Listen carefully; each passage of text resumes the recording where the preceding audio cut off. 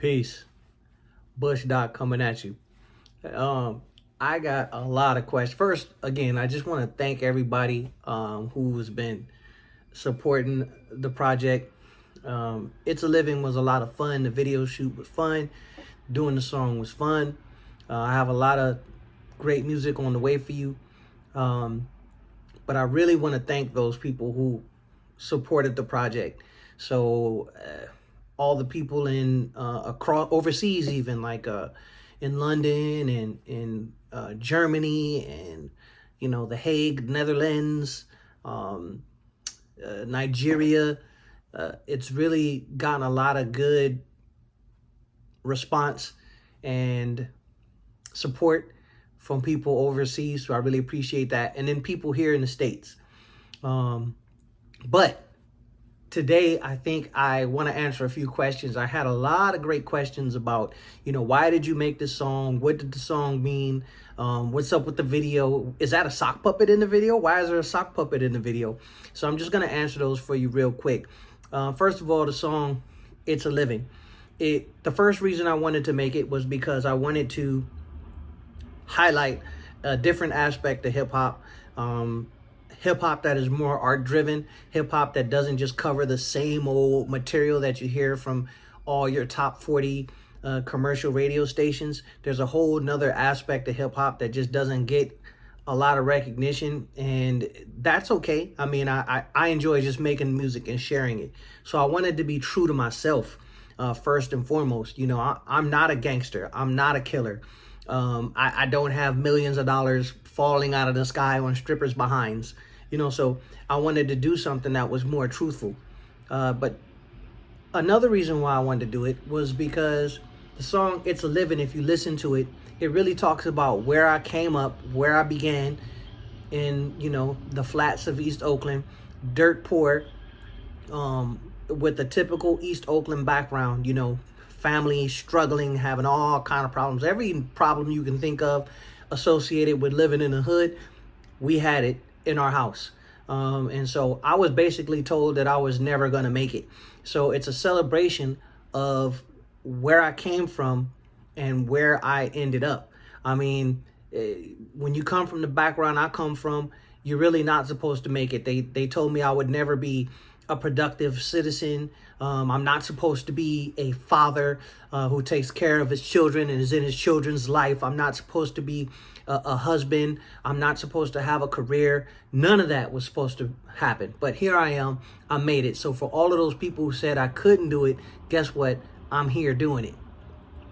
Thank you very much. And another reason why I did it was because all those years ago, when I had my first album out with Cosmic Law, On the Brink, when we divorced from the record company, it was quite a nasty split. I mean, all the regular drama you hear about in the music industry, new artists being preyed upon and fooled and tricked by everybody in the business, from the record company to your legal representation to managers to producers. Everybody took a little bite out of us. And again, when we finally split from our record company, the dude who owned the company, 60-year-old white dude, wouldn't know hip hop if it fell out of the sky and landed on his face and started to pump up and down. He told me, he looked me square in the eye and he said, "Hey, if you don't work with me, you're never going to work again, because I'm going to make sure that your new music never comes out and that you'll never have anybody working with you. And you need me. I don't need you." So after being away from the business, and just hearing that echoing in my mind over and over and over, finally I had an opportunity to come back to the fold and do something else when the time was right. And so I said, you know what? I am going to start my own company. BushDok Music LLC was born. And then I decided to start recording music again, and I recorded a lot of great songs. And so one reason why It's a Living was so important to get out for me personally was because it was a victory over, the record industry who told me I wasn't going to make it, and just life in general, which the society tells you you're not going to make it. and I was able to buck the trend, and I am making it. The song talks about where I came from to where I am now. And actually, this song is an anthem. It's a celebration for anybody out there who is like me, came from the dirt, wasn't supposed to make it, but here you are as a productive citizen still making it. Now, it's not over. The story's not over. There's still more chapters to come. But up until this point, hey, I'm doing what nobody said I could do. I'm above the ground. I'm not in the dirt. I'm not in prison. I'm not strung out on drugs. I'm not a deadbeat dad. I'm not, some dude who's, just out there crazy. So, well, I might be a little crazy, but I'm still a decent person, I believe. So that's what this song was about. Last question I had was, what's up with the video shoot? Why the sock puppet in the video? And the funny thing about that is that the first person you hear on the song, the very first verse, is my bandmate, Replay the Bucker, incredible artist. Unfortunately, he could not make it to that video shoot. He had some personal things that he had to deal with at the moment, and it was a conflict with the video shoot schedule. But since I'm just a small one-man shop and a tiny one-man operation, I could not reschedule the video. For those who don't know, you schedule these things in advance, you pay deposits on them, and then you have to pay as you go. So I wasn't able to shift around the time to get a new video shoot slated. We just went ahead and shot the one that we did. And when I got the news the night before that he wasn't going to make it, I had to scramble to try to figure out what I was going to do. I couldn't get anybody to play his part. I didn't want to have anybody play his part. Really, I was thinking about, well, what can I do?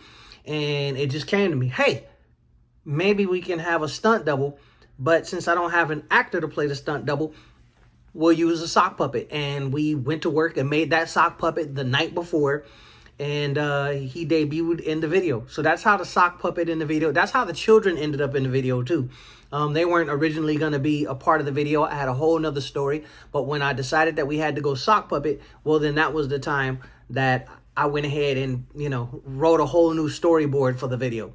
So when you're watching that video and you see the sock puppet, it's a stand-in for Replay the Bucker, who could not make it to the shoot.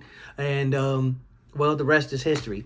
But stay tuned. I do have some new music coming very, very soon. It's already in the queue.